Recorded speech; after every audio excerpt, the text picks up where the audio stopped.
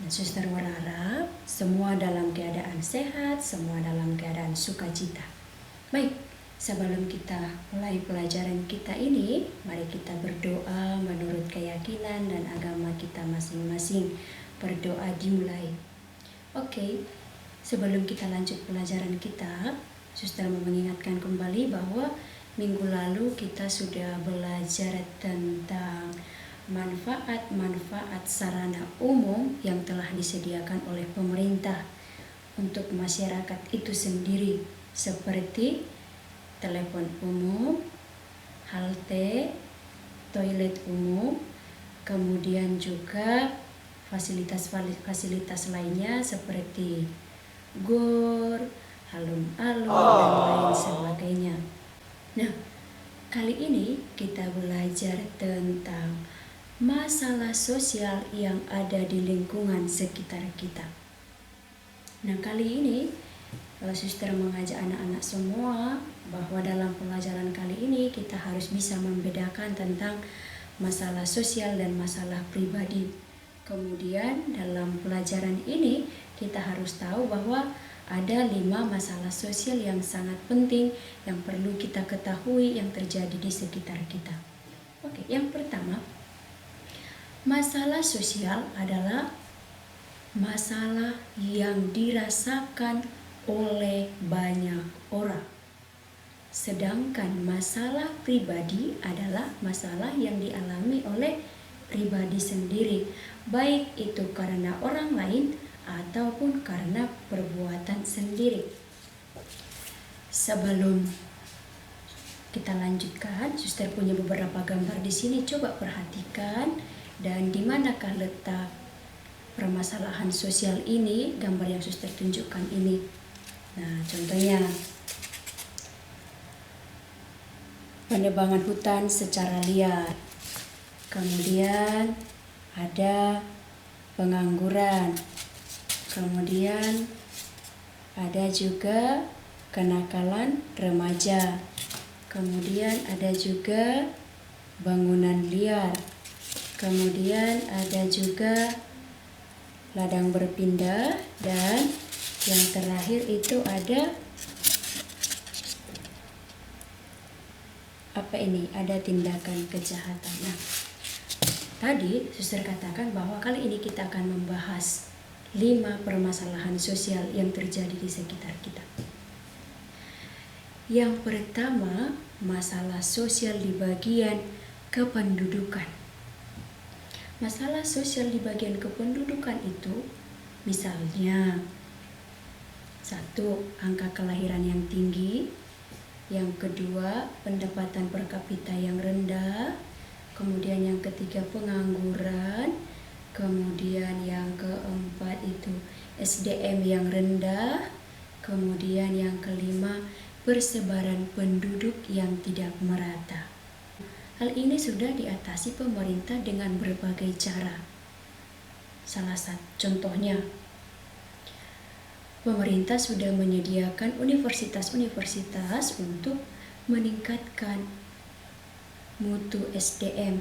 Kemudian yang kedua, untuk membatasi angka kelahiran yang sangat tinggi sudah dibuat tentang program KB. Kemudian yang ketiga itu meningkatkan fasilitas di bagian kesehatan. Kemudian yang keempat itu membuka banyak lapangan pekerjaan. Kemudian yang kedua, masalah sosial yang terjadi di lingkungan, baik itu di lingkungan rumah ataupun di lingkungan sekolah. Apa itu yang sering kita lihat?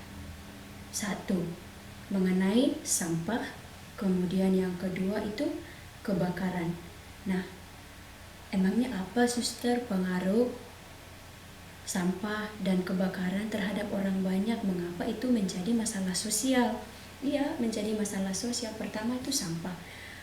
Jangankan sampah di sekitar rumah, kalau sampah dibuang ke parit akibatnya apa? Ya, paritnya menjadi meluap, bisa mengakibatkan banjir dan mendatangkan penyakit. Kemudian yang kedua, kalau kita lihat sampah di pinggir jalan, gundukan sampah di pinggir jalan ini mengakibatkan apa? Tentu sampah-sampah itu akan menghasilkan berbagai jenis penyakit. Kemudian aromanya juga mengganggu untuk orang banyak. Orang yang melewati sekitar jalan itu akan terganggu karena aromanya tidak baik, tidak bagus.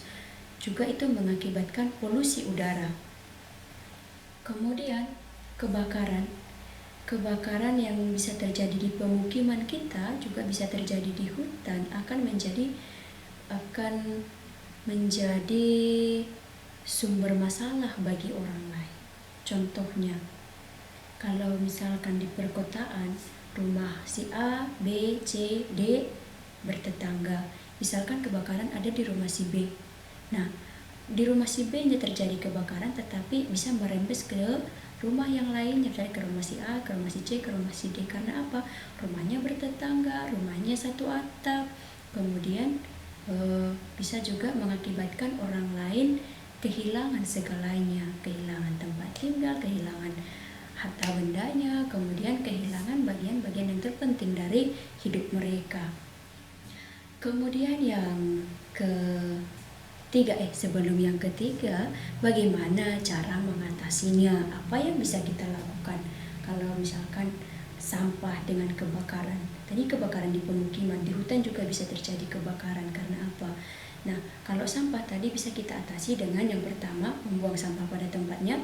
Kemudian yang kedua, sampah yang bisa didaur ulang, yang bisa dijadikan kompos. Kemudian untuk mencegah terjadinya kebakaran, kita perlu untuk hati-hati atau waspada.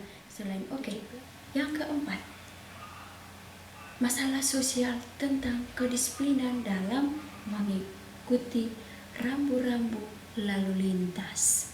Apa yang mau Suster katakan di sini? Nanti kalau anak-anak pergi bersama orang tuanya entah kemana dengan menggunakan mobil, dengan sepeda motor atau apa, coba perhatikan kalau misalkan masih lampu merah itu tandanya kita berhenti, kuning kita siap, kemudian hijau baru kita jalan.